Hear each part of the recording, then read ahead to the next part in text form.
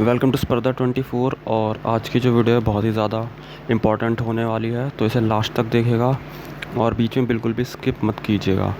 तो आज की जो वीडियो है उसमें हम आपको बताएंगे जो कैरेक्टर, मेडिकल, गैप ईयर और टीसी है। तो ये जो चार बहुत ही ज़्यादा इंपॉर्टेंट डॉक्यूमेंट्स हैं, इसके बारे में हम आज डिस्कस करने वाले हैं कि ये कैसे बनवाने हैं, किस फॉर्मेट में बनवाने हैं और कौन सा सर्टिफिकेट किसको चाहिए, किसको नहीं चाहिए। तो आज हम ये सारे के सारे जो डॉक्यूमेंट्स हैं वो एक ही वीडियो में डिस्कस करने वाले हैं। तो इस वीडियो को पूरा एंड तक देखिएगा और बीच में ज़रा सा भी स्किप मत कीजिएगा, ठीक है। तो चलिए अब शुरू करते हैं। और सबसे पहले जो है, हम सबसे ज़्यादा जिस डॉक्यूमेंट को लेकर डाउट रहता है, यानी कि जो हमारा गैप ईयर सर्टिफिकेट है, गैप ईयर सर्टिफिकेट के बारे में हम आज बात करेंगे सबसे पहले।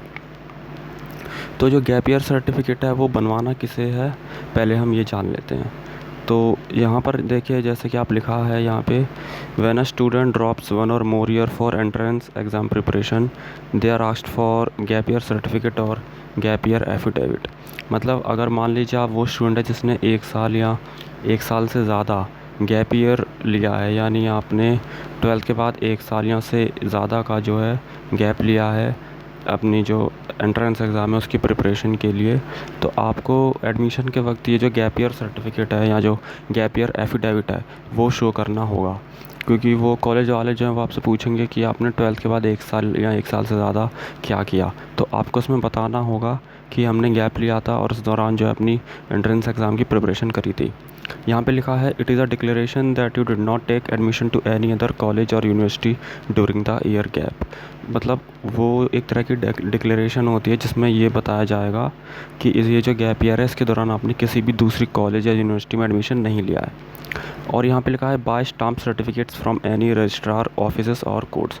मतलब ये कह रहा है कि ये जो गैप ईयर सर्टिफिकेट है ये आपको कहाँ से मिलेगा, ये आपको किसी रजिस्ट्रार ऑफिस या फिर आपकी जो नियर बाई कोर्ट है वहाँ से मिल सकता है। देखिए, गैप ईयर सर्टिफिकेट या गैप ईयर एफिडेविट जो है वो इसका कोई ऐसा प्री डिस्क्राइब्ड फॉर्मेट नहीं है वेबसाइट पर, यूनिवर्सिटी की या कहीं पर भी। ये आपको क्या होगा, सिंपल आपको जो आपका नियर बाई कोर्ट है, ठीक है, जो आपका नियर बाई कोर्ट है या जो रजिस्ट्रार ऑफिस है वहाँ पर आपको जाना है और वहाँ जो वकील होते हैं उनसे या जो नोटरी ऑफिसर होते हैं आपको उनसे कहना है कि हमें गैप ईयर सर्टिफिकेट बनवाना है। तो वो आपको गैप ईयर सर्टिफिकेट या जो गैप ईयर एफिडेविट है जो भी है वो आपको दे देंगे। और यहाँ पे लिखा है, then you can contact advocates और officers in charge nearby, वो will prepare the gap certificates and hand it over to you. मतलब वही कह रहा है, आपको जो रजिस्ट्रार ऑफिस या फिर जो कोर्ट है वहाँ पर जो एडवोकेट्स हैं, जो वकील है, उनसे कहना है कि हमें gap year certificate, gap year affidavit बनवाना है। तो वो आपको जो गैप ईयर सर्टिफिकेट दे देंगे और सारी डिटेल्स भर के स्टाम्प वगैरह लगाकर आपको वो गैप ईयर सर्टिफिकेट जो है प्रोवाइड करा देंगे। तो अब हम जो है इसका फॉर्मेट देखने वाले हैं। वीडियो को बिल्कुल भी स्किप मत कीजिएगा वरना बहुत सारी चीज़ें मिस कर सकते हैं। तो यहाँ पर देखिए लिखा है, प्रोफॉर्मा फॉर गैप एफिडेविट। ये सिर्फ एक फॉर्मेट है, ज़रूरी नहीं है कि आपको ये जो है इसका प्रिंट निकलवाएं, ठीक है। आपको सिंपल कोर्ट जाना है या जो रजिस्ट्रार ऑफिस है वहाँ जाना है और जो वकील है उनसे सीधे सीधे गैप ईयर एफिडेविट मांग लेना है, वो दे देंगे। ये सिर्फ एक फॉर्मेट है। और यहाँ पर एक बहुत ज़रूरी चीज़ लिखी है और वो ये कि the gap affidavit to be given on stamp paper worth ₹100 duly notarized stating that during the said period. मतलब जो गैप ईयर का जो सर्टिफिकेट है या जो गैप ईयर का एफिडेविट है वो एक ₹100 की स्टाम्प पेपर पे जो है बनाया जाता है, ठीक है। तो जो वकील है वो ऑटोमेटिक मतलब खुद ही आपको ₹100 का जो स्टाम्प पेपर है, जो ₹100 का जो स्टाम्प पेपर होता है उस पर जो है आपको ये गैप ईयर एफिडेविट जो सर्टिफिकेट है वो बना के दे देंगे। उसमें क्या क्या चीज़ें लिखी होती हैं वो मैं आपको बता देता हूँ। जैसे कि यहाँ पे सबसे पहले लिखा होता है आई, और ये जो डैश है इसमें नेम ऑफ़ कैंडिडेट यानी आपका नेम आएगा, उसके बाद सन ऑफ या डॉटर ऑफ ये आपको खुद लगाना है। देन यहाँ जो है आपके फादर का नाम आएगा।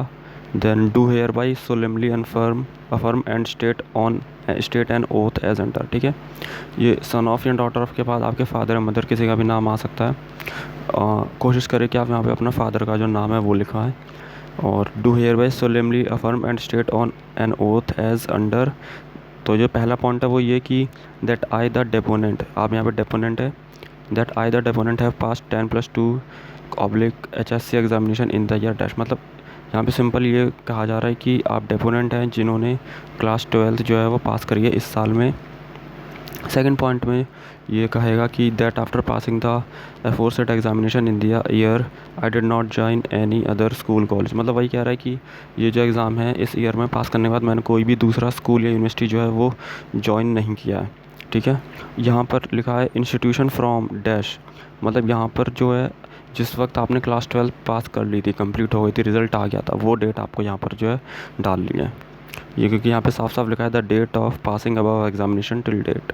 फिर जो थर्ड पॉइंट है उसमें है that the season dash to dash mention the gap period.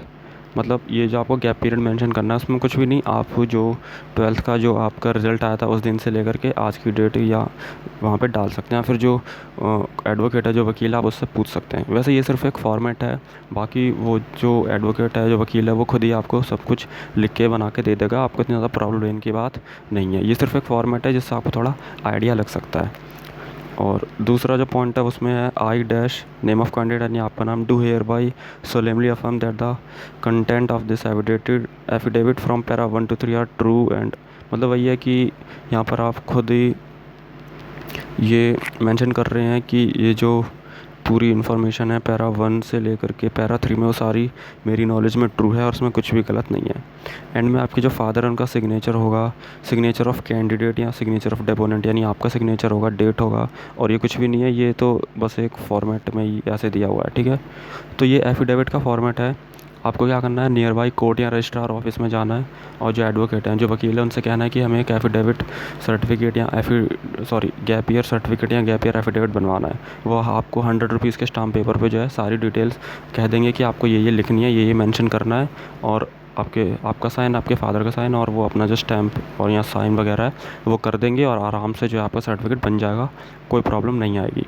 एक चीज़ का ध्यान रखिएगा, जब आप गैप ईयर सर्टिफिकेट बनवाने जाएँ तो अपने जो डॉक्यूमेंट्स हैं वो साथ लेके जाएँ। जैसे कि आपकी 12th की ओरिजिनल मार्कशीट है वो लेके जाएँ।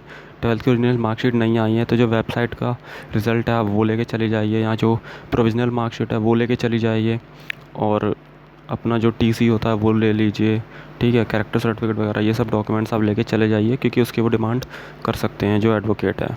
तो गैप ईयर का तो हमें समझ आ गया क्या क्या है, गैप ईयर किसको बनवाना है। ठीक है, अगर आपने गैप ईयर नहीं लिया, यानी आपने 12th इसी साल यानी 2022 में ही पास आउट की है, तो कोई प्रॉब्लम नहीं।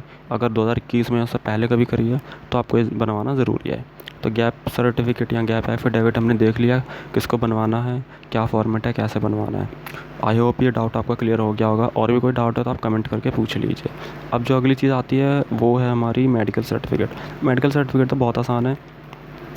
ये जो UPSW2022 का ऑफिशियल ब्राउचर आया है उसी में से मैंने निकाला। ठीक है, उसी का स्क्रीनशॉट है। आपको कुछ नहीं करना, ये जो सर्टिफिकेट नंबर 9 है, आप ब्राउज़र खोलिए और जो सर्टिफिकेट नंबर 9 है यानी फॉर्मेट फॉर मेडिकल सर्टिफिकेट, इसका सिंपल सा जो है एक प्रिंट आउट निकलवा लीजिए। ठीक है, सिंपल सा प्रिंट आउट निकलवा लीजिए और किसी भी MBBS डॉक्टर जो MBBS क्वालिफाइड हो उस डॉक्टर के पास जाइए और उनसे बोलिए कि हमारा मेडिकल सर्टिफिकेट बनवा दीजिए। वो आपकी थोड़ी बहुत जांच करेंगे, आपकी डिटेल्स पूछेंगे और आपका जो मेडिकल सर्टिफिकेट है वो बना देंगे। और ये जो सर्टिफिकेट नंबर 10 है, undertaking bye candidate for medical fitness, ये भी कुछ नहीं है, यहाँ पे बस थोड़ी बहुत चीज़ें लिखी हुई हैं कि आप मेडिकल पूरी तरह से फिट हैं, बस यही सब दिया हुआ है। ठीक है, और यहाँ पे आपका जो फादर या गार्जियन है उनका साइन होगा, डेट होगी और आपका साइन होगा। तो ये दो चीज़ तो बहुत आसान है, इसमें कोई प्रॉब्लम नहीं होगी।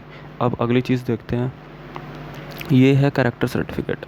अब एक चीज़ का ध्यान रखिएगा, ये जो कैरेक्टर सर्टिफिकेट मैं आपको दिखा रहा हूँ ये इन्फॉर्मेशन ब्राउचर में से लिया गया है। ठीक है, जो UPSW 2022 का इन्फॉर्मेशन ब्राउचर है ऑफिशियल, उसमें से लिया गया है, उसका स्क्रीनशॉट है। अब यहाँ पर देखिए, एक कन्फ्यूज़न वाली बात ये है कि जो स्टूडेंट्स ने इस साल 12th पास करी है, यानी ये जिनका कोई गैप ईयर नहीं है, उनको तो कैरेक्टर सर्टिफिकेट मिला ही होगा। ठीक है, उनको तो कैरेक्टर सर्टिफिकेट इसी साल मिल गया होगा स्कूल से, तो उन्हें तो वही वाला कैरेक्टर सर्टिफिकेट जो है डॉक्यूमेंट वेरिफिकेशन के टाइम पर शो करना है अपने अलॉटेड कॉलेज में। पर जिन्होंने पिछले साल 12th पास करी है, यानी जिनका गैप ईयर है, वो क्या करेंगे, ये जो कैरेक्टर सर्टिफिकेट है, ये जो फॉर्मेट है, यानी सर्टिफिकेट नंबर 8, प्रमाण पत्र 8, इसका प्रिंट आउट निकलवा लेंगे और प्रिंट आउट निकलवाने के बाद अपने स्कूल में जाएंगे और अपने टीचर से कहेंगे कि ये जो हमारा कैरेक्टर सर्टिफिकेट है इसे फिल करके आप दे दीजिए। ठीक है, सिर्फ उनके लिए जिन्होंने गैप ईयर लिया है। अगर आपने इसी साल 12th क्लास पास करी है तो जो इसी साल आपको जो कैरेक्टर सर्टिफिकेट मिला है आप उसी से काम चल जाएगा। पर अगर आप मान लीजिए पिछले साल करी है, उससे पिछले करी है, तो आपको ये जो सर्टिफिकेट नंबर 8 है जो कि इन्फॉर्मेशन ब्राउचर में दिया हुआ है, इसका आप प्रिंट आउट निकालिए, अपने स्कूल में जाइए और अपने टीचर से कहिए कि हमें जो है ये कैरेक्टर सर्टिफिकेट फिल करके दे दीजिए, तो वो आपको आराम से दे देंगे, कोई प्रॉब्लम नहीं आएगी। तो ये था पूरा कैरेक्टर सर्टिफिकेट, मेडिकल और गैप ईयर का। और एक चीज़ रह गई टीसी का कुछ भी नहीं है। जिन्होंने इस साल 12th पास करी है उन्हें तो टीसी मिलेगी ही मिलेगी अपने स्कूल से, और जिन्होंने पिछले साल करी है, जिनका गैप ईयर है, वो भी अपने स्कूल में जाकर टीसी मांग सकते हैं। टीसी कोई बहुत बड़ी बात नहीं है, आराम से आपको अभी भी जो है मिल जाएगी। तो ये सारे डॉक्यूमेंट्स हो गए हमारे, ठीक है। और अगर और भी कोई डाउट है तो आप पूछ लीजिएगा।